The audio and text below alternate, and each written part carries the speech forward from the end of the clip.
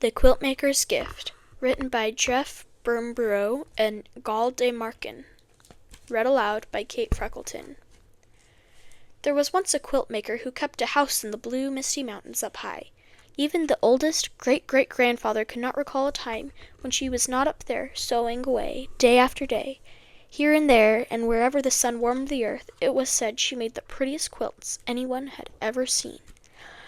The blue seemed to come from the deepest part of the ocean, the whites from the northernmost snows, the greens and purples from the abundant wild flowers, and reds and oranges and pinks from the most wonderful sunsets. Some said there was magic in her fingers. Some whispered that her needles and cloths were gifts from the bewitched. And still others said the quilts really fell to the earth from the shoulders of passing angels. Many people climbed her mountain, pockets bursting with gold, hoping to buy one of the wonderful quilts. But the woman would not sell them.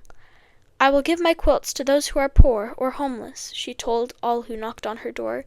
"They are not for the rich." On the darkest and coldest nights the woman would make her way down to the mountain into the town below. There she would wander the cobblestone streets until she came upon someone sleeping outside in the chill. She would take them a newly finished quilt from her bag, wrap it around their shivering shoulders, tuck them in tight, and tiptoe away. Now at this time there also lived a very powerful and greedy king, who liked nothing better than to receive presents. The hundred of thousands of beautiful gifts he got for Christmas and his birthday were never enough, so a law passed that the king would celebrate his birthday twice a year. When that still wasn't enough, he ordered his soldiers to search the kingdom for those few people who hadn't not yet given him a gift. Over the years, the king had come to own almost all of the prettiest things in the world. Throughout the castle, from top to bottom, in drawers and on shelves, in boxes, trunks, and closets, and sacks of all the things, countless things were stashed. Things that shimmered and glittered and glowed, things whimsical and practical, things mysterious and magical, so many, many things that the king had to keep a list of all the lists of things he owned. And yet, with all these marvelous treasures to enjoy, the king never smiled. He was not happy at all. "Somewhere there must be one beautiful thing that will finally make me happy," he was often heard to say, "and I will have it." One day a soldier rushed into the palace with news about a magical quilt maker who lived in the mountains. The king stamped his foot. "And how is it that this person has never given me one of her quilts as a gift?" he demanded.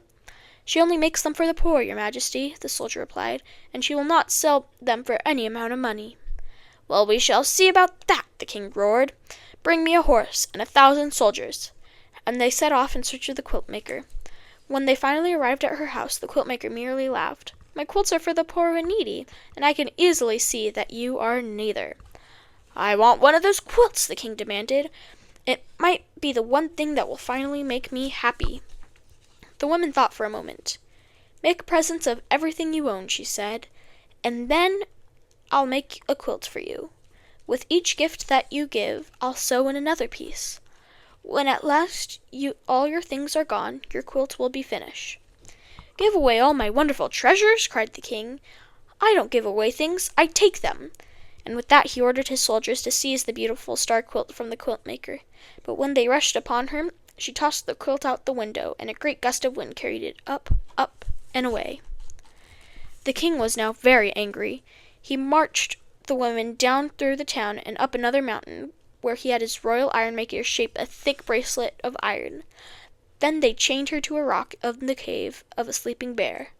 Once more the king asked her for a quilt, and once more she refused. "Very well, then," the king replied. "I'll leave you here, and when the bear awakens, I'm sure he will make a very fine breakfast of you." Later, when the bear's eyes opened and he saw the woman in his cave, he stood on his mighty hind legs and gave a roar that rattled her bones. She looked up at him and sadly shook her head. "It's no wonder you're so grouchy," the quilt maker said. "You have nothing but rocks on which to rest your head at night. Bring me an armful of pine needles, and with my shawl I'll make you a great big pillow." And that is what she did. No one had ever been so kind to the bear before, so he broke her iron bracelets and asked her to spend the night.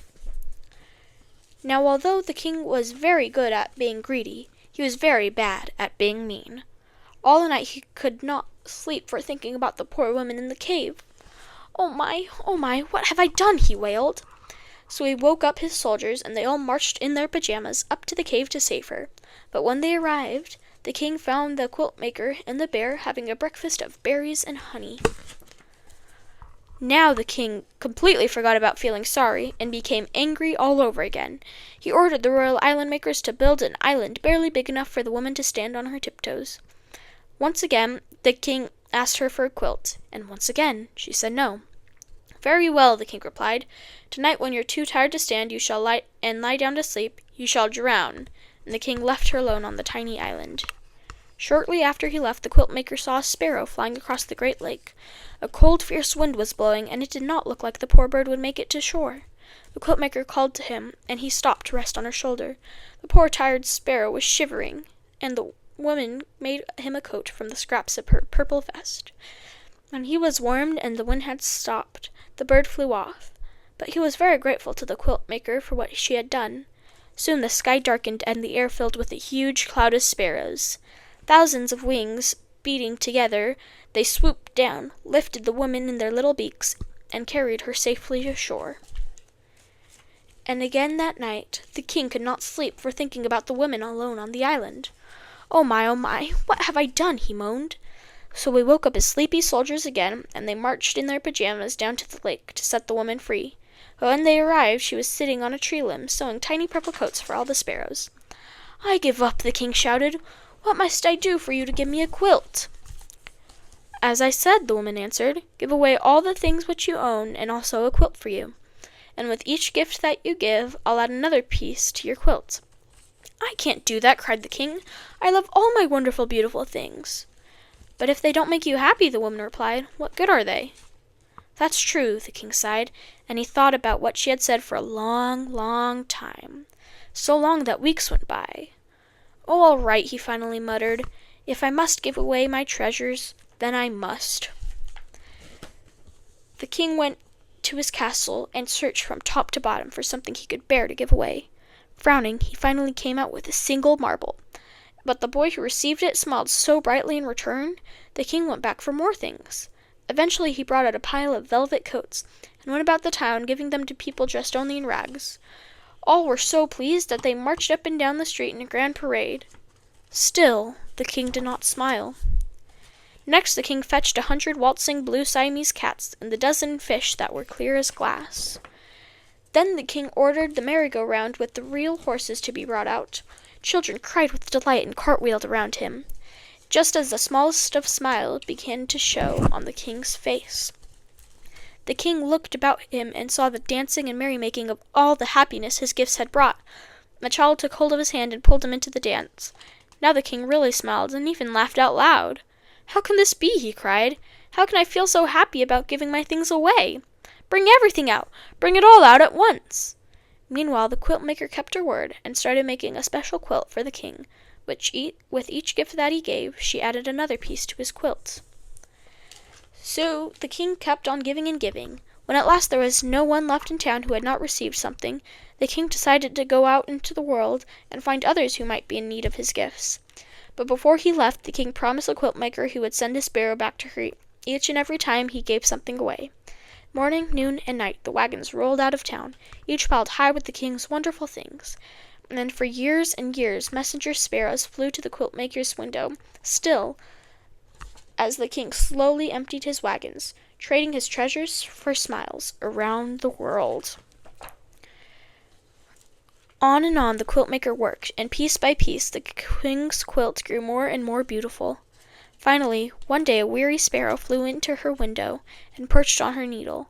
She knew then and there that it was the last messenger, so she put a final stitch in the quilt and started down the mountain in search of the king. After a long search, she finally found him. The king's royal clothes were now in tatters, and his toes poked out of his boots, yet his eyes glittered with joy, and his laugh was wonderful and thunderous. The quilt makers unfolded the king's quilt from her bag. It was so beautiful that hummingbirds and butterflies fluttered around. Standing on tiptoe, she tenderly wrapped it around him. "What's this?" cried the king. "As I promised you long ago," the woman said. "When the day came that you yourself were poor, only then would I give you a quilt." The king's great sunny laugh made green apples fall, and flowers turn his way. "But I'm not poor," he said. "I may look poor, But in truth, my heart is so full to bursting, filled with memories of all the happiness I've given and received. I'm the richest man I know." "Nevertheless," the quilt maker said, "I made this quilt just for you." "Thank you," replied the king. "I'll take it, but only if you'll accept a gift from me. There's one last treasure I have left to give away. All these years I've saved it just for you." And from his rickety, run-down wagon the king brought out his throne. "It's really quite comfortable," the king said, "and just the thing for long days of sewing." From that day on, the king often came to the quilt maker's house in the clouds. By day the quilt maker sewed for the beautiful quilts she would not sell, and at night the king took them down into the town. There he searched out the poor and downhearted, never happier than when he was giving something away. The end.